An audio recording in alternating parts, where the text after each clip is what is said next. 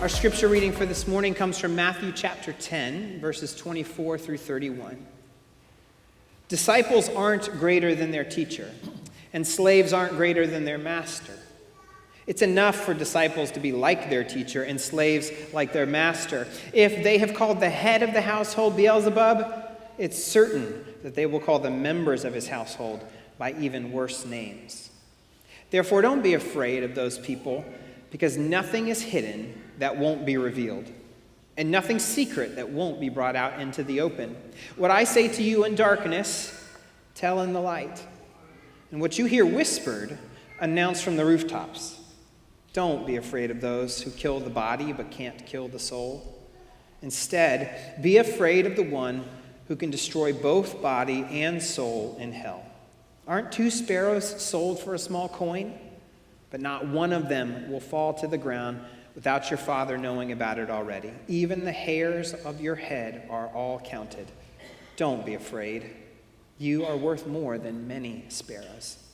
The word of God for the people of God. Thanks be to God. The world has never been louder. Is that breaking news to anyone? Should we play the little ba ba ba ba? You probably don't need me to tell you that. But I do think sometimes it's helpful if we say out loud what we all know, just so that you can say, yes, thank you, that's what I've been saying. I'm not crazy. And you are not crazy. But here's something that is crazy. I thought, I've heard this stat where we see like thousands of marketing messages every day. I want to look that up, see what it is. I couldn't remember the exact number, so I turned to our friend Google, and I found an article called How Many Ads Do We Really See in a Day? Spoiler, it's not 10,000. And the gist is you'll see this stat all over the place, anywhere from 3,000 to 5,000 to 10,000 marketing messages a day. But any serious academic attempt to count how many marketing messages we see each day doesn't come anywhere close. It's like not even in the same ballpark. It's not in the thousands, it's not even in the hundreds. The average American adult sees 98 ads or marketing messages a day. Now, don't get me wrong, that's still a lot, yeah? But it's nowhere near 10,000. In fact, 10,000 really, it'd be hard to get that many in. That would be 10 per minute, every minute, if you're awake for 16 hours a day. Even 3,000 would be 3 per minute, every minute, for a 16-hour day. But what does it say about your experience of the world or my experience of the world if you hear a stat like that, that is 30 to 100 times off of reality, and you still think, that could be true?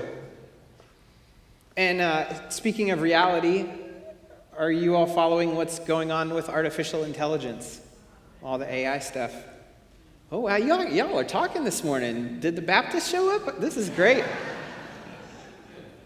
We have all been interacting with AI for many years now. If you've ever looked for a movie on Netflix or gone on Amazon and they say, we think you would like, or even just scroll the social media network, you've interacted with AI.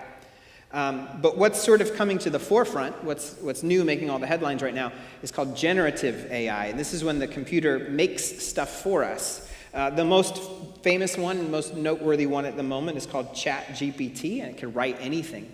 In fact, when we were heading up to Easter, I fed into the computer a summary of my Easter sermon, and I said, write me a 60-second video script that encapsulates my message and invites people to Easter, and it spit it out, and I did a little bit of editing, but this place was full. Thank you, ChatGPT. But there's also tools now that can do this with images and audio and video. The latest version of Photoshop, you just draw a square around something and tell it what you want to see, and it will put it there. You can clone voices. I listened to a whole podcast from someone that I listened to their weekly podcast, and at the end of one of them, he said, by the way, this whole thing was done by a computer. It was written by a computer. The voice was generated by a computer. I had nothing to do with this. We have the same for video now, and there's even now completely convincing fake people, aren't there? And it can all be done by the press of a button. And if it can be done by a press of a button, it will be done by a press of a button. And if it can be done that quickly and easily, then a lot of people are going to do it. And if a lot of people are going to do it, that's just more noise. I saw a story about a man who had used ChatGPT to write and self-publish over 200 Kindle books since that tool became available in November. There was another guy on Twitter giving you the blueprint to use ChatGPT and these things to create online courses about subjects and topics that you actually don't have to know anything about. It'll write it all for you. It'll turn it into audio courses for you. And of course, now you can create really slick websites with just the click of a few buttons and add a little e-commerce to it. And he claims to make thousands of dollars a month teaching people stuff he knows nothing about. And he might be exaggerating, but I actually don't think that he is. If you thought the last couple elections were wild, hang on. But let's pull back from the looming apocalypse. This is a space of hope. How many of us are still just trying to keep up with the regular old noise? Email, texts, social media, TV, music, YouTube, smart speakers, smart watches, smart appliances. You can get your email on your fridge now. That seems really stressful. I just want a Coke, and instead I have a problem. Oh, that's probably a problem too, but you know what I mean. And there are certainly generational factors to this, but I would guess many of us, and certainly from a certain generation down, we rarely have moments of true silence. I'll speak for myself. I almost always have something incoming. When I'm working in the office, I always have music playing, like Spotify, just the whole time that I'm here. If I'm walking the dog or doing chores or working out in the garden, I always have earbuds in. Sometimes Carol will take Auden off for bath after dinner, and I'm doing dishes, and I'll put in my AirPods so I can get 3 minutes more of the podcast so I can stay ahead of all of my listening. I don't have this yet, but you can find waterproof Bluetooth speakers so you can listen to music and podcasts in the shower. How many of you have ever been scrolling your phone in line or at a red light and it wasn't red anymore? How many of you have been behind someone who was scrolling their phone in a red light and it wasn't red anymore? And we honk like we've never done that before. You can scroll your phone on toilets or at meals. If life stops for just a few minutes, how many of you just find your hand unconsciously grabbing for your phone? It's a habit. Sometimes life doesn't even need to stop.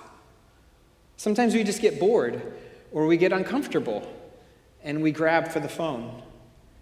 And sometimes what makes us uncomfortable is actually the silence itself. And so we grab the phone so that we don't have to sit in silence. It may be true that we don't see thousands of messages every day, but it is true that we have access to so much more, exponentially more information than humanity has ever had before. I mean, you learn more in a day than kings and emperors of the past learned in a year or more. And I wonder, are our minds and hearts and spirits keeping up with this exponential increase in input? How many of you can read a news about a tragedy and then just scroll past it? Oh, that was interesting, or that's sad. I mean, this last week, right? We had the Titanic sub, and then we had the migrant ship. And how many of us it was just another thing that happened this week? And I hope most of the information we take in is true. Certainly some of it isn't. But regardless, how much of it is actually good or helpful? James Clear is the author of a book called Atomic Habits. And he said recently on a podcast I listened to, because I listen to them all the time, we build habits to solve repeated problems that we face in life. That's what our habits are. They are solutions to repeated problems. And the example he gave was when you feel tired after work. How does your body solve that problem? How does your mind solve that problem? Some of us scroll our phone for 30 minutes. Some of us watch TV. Some of us eat a snack or drink a Coke. Some of us hit a drive-thru on the way home. Some of us go for a walk or for a run. There are a range of solutions, some more healthy, some less healthy. Some of the solutions actually address the problem, and some just distract or paper over it. You can drink a Coke Zero at 5 p.m., and that'll get you to bedtime and beyond, but that doesn't mean your body's not physically tired. Now, he said, don't judge yourself. Your body and your mind are always trying to solve problems by the path of least resistance. That's just how we're wired. But what are the chances that the path of least resistance is the optimal path? The most healthy path, the most helpful path? And the answer is usually very low. But once we acknowledge that, we can then start to look to build intentional habits that actually do solve the problems. And so my question to you would be, your relationship with silence and with noise, the way your habits are built, which one is the problem? Because I know when I look at my life, the way my habits are built, it seems like silence is actually the problem I'm trying to solve. When what if it's actually the opposite? The true problem we're all struggling with in today's world is too much noise. And so I invite you in to hear what I need to tell myself today, and that is an invitation into the discipline and habit of silence, intentionally combating the noise all around us. And of course, it's not just noise around us, right? How many of us can actually get to a period of silence and then everything inside gets loud? In fact, let's try something. I'm going to set my stopwatch for 60 seconds, and we're going to be silent for 60 seconds. This is going to be great on the podcast. And I want you, if you can do this internally, but if you have the courage, go ahead and do it externally. If at any point during these 60 seconds your mind wanders, just raise your hand. You don't have to keep it up. Already Liz is like, I'm already out. And that doesn't mean we're not good like Zen Buddhism. We're not saying empty your mind. You can be thinking about, it's kind of chilly in here. This is an interesting thing. Or when is this going to be over? But like when your mind wanders to like the Publix trip you're going to hit on the way home, or where you're going to go to lunch, or what you've got to, if your mind wanders out of this activity, just raise your hand, just briefly, or inside, acknowledge it to yourself. Here we go. Ready? 60 seconds of silence starts now.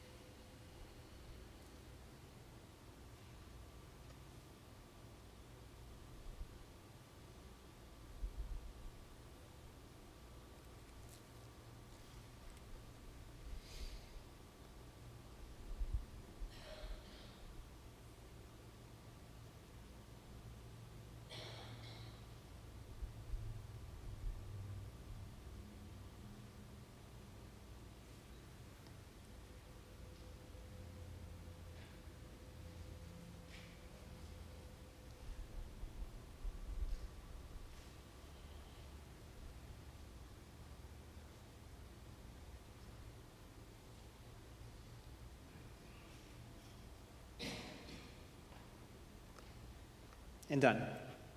How'd that go? How long did that feel? It felt like forever for some of us, right? And then you realize, like, if you have to be out the door in 5 minutes, you're like, I'm just going to go grab one thing, and it's 7 minutes. Isn't that weird, how time works? It takes, how many of you at least once got distracted?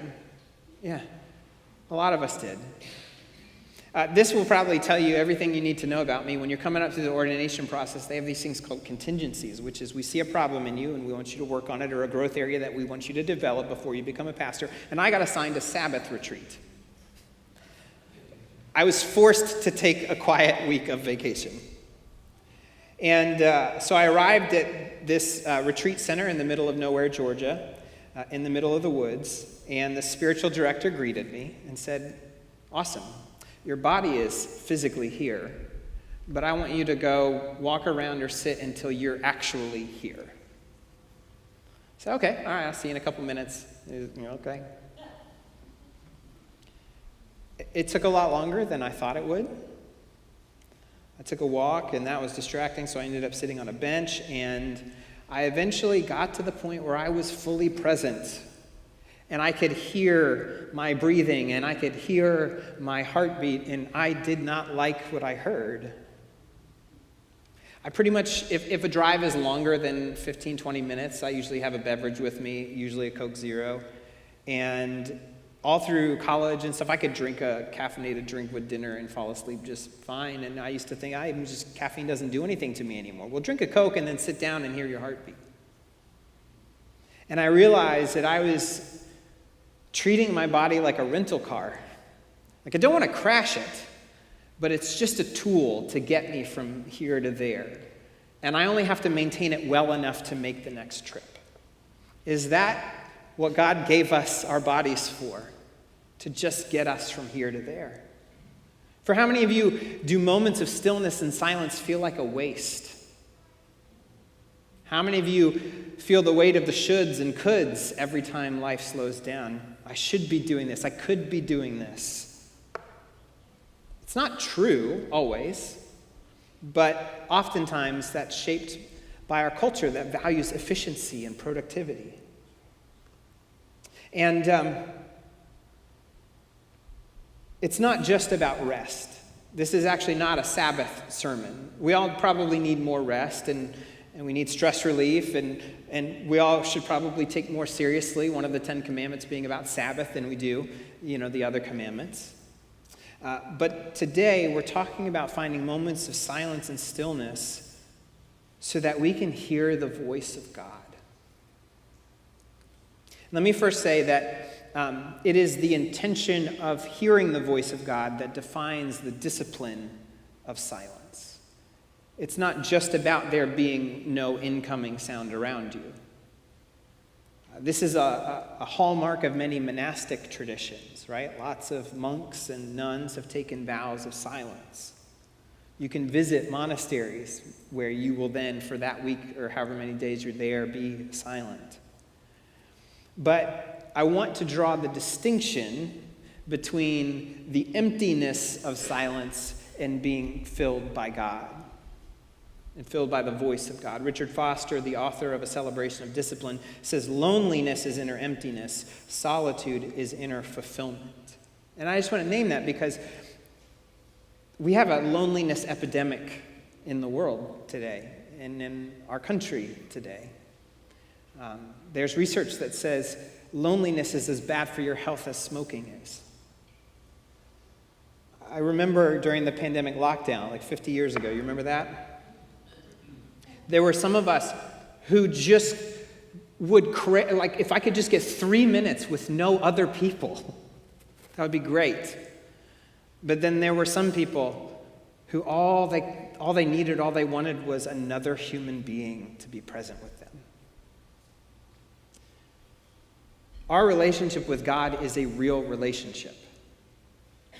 And that is hopefully why we are all here today. Because that relationship means something to us, and we want to work on it. That's what the Christian faith is all about, our relationship with God and calling other people into relationship with God. It's not actually about any of the lights or the songs or being seen or it's about our relationship with God. And our relationship with God is certainly in some ways different than our relationship with others. But our relationship with others are patterned after our relationship with God because we are all made in the image of God and we relate to one another the way that God relates to us. And relationships require time and investment of attention. And we can certainly build friendships in group settings. We might have colleagues or coworkers or neighbors that we build friendships with. But how many of your deepest and most important relationships are solely experienced in public or in group settings? My guess would be your deepest and most important relationships have and need moments of quiet and intimacy. There's an iconic story from the Old Testament about the prophet Elijah that comes from 1 Kings 19. And Elijah is a guy that a lot of his life was loud. God had called him to do and say very public and very loud things. And in this particular case, he is running away from the royal family because he has just embarrassed the royal family and the whole cadre of priests that were worshiping false gods. He basically just showed them all to be frauds, and now they're chasing him. And so Elijah is running for his life. And God pulls Elijah aside and says, "Look, man, I hate to break it to you. Your road is going to continue to be hard, but let's take a break. Can you go up to the top of my mountain?" The Lord said, "Go out and stand at the mountain before the Lord. The Lord is passing by." A very strong wind tore through the mountains and broke apart the stones before the Lord.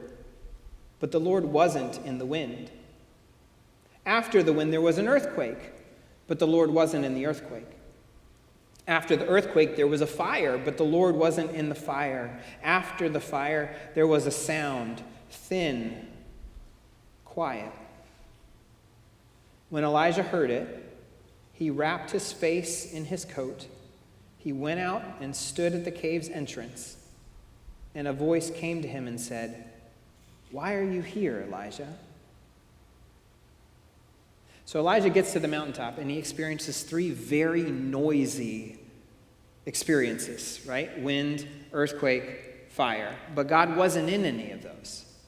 Now here's the thing, that doesn't mean God isn't loud and God can't be loud. God has the loudest voice in all of Scripture. God speaks everything into existence. The book of Hebrews tells us that God's voice can shake the heavens and the earth. And prior to this chapter, God has been present and has used wind and earthquake and fire to be present and to send a message. It's not that God can't be in the loud things, but in this moment, what God was trying to teach Elijah is that God also is in the silence. And notice what God's quiet voice asks him. Why are you here?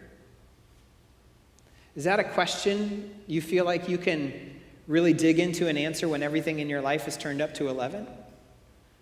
Or is that the kind of question that we need space and time to wrestle with? There's another iconic moment in Psalm 46. It begins, "God is our refuge and strength, a help always near in times of great trouble. That's why we won't be afraid when the world falls apart, when the mountains crumble into the center of the sea, when its waters roar and rage, when the mountains shake because of its surging waves. Noise, noise, noise. Nations roar, kingdoms crumble. God utters his voice, the earth melts. The Lord of heavenly forces is with us. The God of Jacob is our place of safety. Come, see the Lord's deeds, what devastation he has imposed on the earth, bringing wars to an end in every corner of the world, breaking the bow and shattering the spear, burning chariots with fire. Noise, noise, even divine noise working on our behalf. God speaks and the earth melts. But who knows what line comes next? Be still and know that I am God. What I love, the translation we've been reading for the last while here at Lakeside is the Common English Bible, and it translates "be still." That's enough. How many of you ever said that? Maybe as a parent to a kid.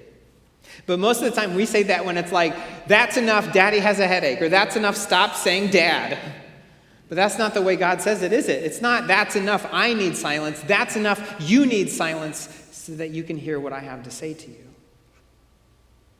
We can see and hear and even benefit from some of the noise of the world. God speaks through the noise of the world. Some of the podcasts, some of the music, some of the movies, some of the books, some of the social media posts, probably not a lot of them. Some of the noise of the world we can actually be shaped by and are helpful and can be a blessing. We can value and learn from the powerful voice of God, but we also need to find moments of silence to hear the quiet voice of God. This is actually a really common communication technique. I'll open up the tools of the tricks of the trade to you. How many of you have ever seen a stand-up comedian or a pastor or a teacher or a lecturer? How many of you have been one of those things? And you know you have to vary how you communicate. Sometimes you're loud, sometimes you're quiet, sometimes you're fast, sometimes you're slow. If you're me, sometimes you're fast, sometimes you're slightly less fast. You vary pace and pitch and intensity and volume. Loud and fast is great for communicating energy and passion, but it's terrible for retention. Slower and quieter dramatically increases retention, but you need both. If everything is loud and fast, you'll remember how you feel, and usually you'll feel beat up by the end of it, but you'll remember how you feel, you won't remember much of the content. But if everything is also slow and soft, you'll get bored and tune out. Master communicators know how and when to vary these things, and it's always for a purpose. And who is the master of all master communicators? God is. So let's return to today's passage, Matthew chapter 10. Jesus has just named his 12 disciples, and as one of their first assignments, he's sending them out into the world without him to go share. Like, let's just practice run. Go out, tell people about me, repeat some of the things I've taught you. But he's very clearly prepping them for this not going well. Disciples aren't greater than their teacher. Slaves aren't greater than their master. It's enough for disciples to be like their teacher, slaves like their master. If they have called the head of the household Beelzebub, which is another name for Satan, it's certain that they will call the members of his household by even worse names. If they treat me poorly, it's going to be bad for you too. Therefore, don't be afraid of those people, because nothing is hidden that won't be revealed, and nothing is secret that won't be brought out into the open. What I say to you in the darkness, tell in the light. And what you hear whispered, announce from the rooftops. Don't be afraid of those who kill the body but can't kill the soul. Instead, be afraid of the one who can destroy both body and soul in hell. Aren't 2 sparrows sold for a small coin? But not one of them will fall to the ground without your Father knowing about it already. Even the hairs of your head are all counted. Don't be afraid. You are worth more than the sparrows.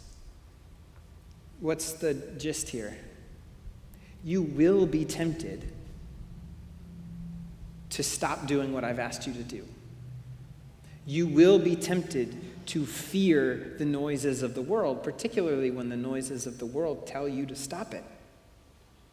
You may want to appease them in order to save your life.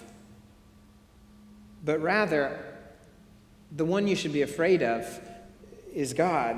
But I don't think he's saying, be afraid of God because if you chicken out in one town, then you're going to hell forever. I don't think that's what Jesus is saying. What I think he's saying is that over time, if we allow the noise of the world to shape what we do, rather than the voice of God to shape what we do, then we have very clearly gotten off track. But Jesus finishes with an encouragement. Not even the smallest birds fall outside of God's care and attention, and so you won't either. This is going to be hard, but you are not alone. But did you notice what Jesus told them in the middle? What I say to you in the darkness, tell in the light. And what you heard whispered, announce from the rooftops. Part of what they are supposed to proclaim loudly in the world is what God has told them in the quiet. Today's sermon was inspired by a question posed by one of the research tools I used this week, and that is, how can we proclaim what God says to us in the quiet if we have no quiet? And this brings us to our final point. Times of quiet and stillness can truly be refreshing. These moments can be times when God encourages us or comforts us, when we can be filled up, where we can feel intimately close with God. And that is a wonderful thing, and that is a blessing. But what is also true about all of God's blessings in our lives? We are blessed to be a blessing. I'll close with a little bit longer quote from a pastor named Rich Velotis. He wrote a book called The Deeply Formed Life. And he pastors a decently well-known church in New York City, and so he talked about finding himself searching his own name and following his own mentions on social media and realizing that was doing no good, and so he decided to take a break. And this is what he said, reflecting on this time, and maybe this will hit home for some of you. In this extended period of silence, and in my absence from social media, I was disappearing from the world. I was finding myself in another dimension of reality, unaware of what was being spoken of me, whether good or bad, or whether anything was being said about me at all. In a very real sense, I was leaving the world and the grip it had on me. But I was not leaving for good. For a disciple, to leave the world is to enter back into it from another door. The door of God's love and acceptance. The door of God's way of being. This is how, in the leaving, I found myself arriving at home. Amen.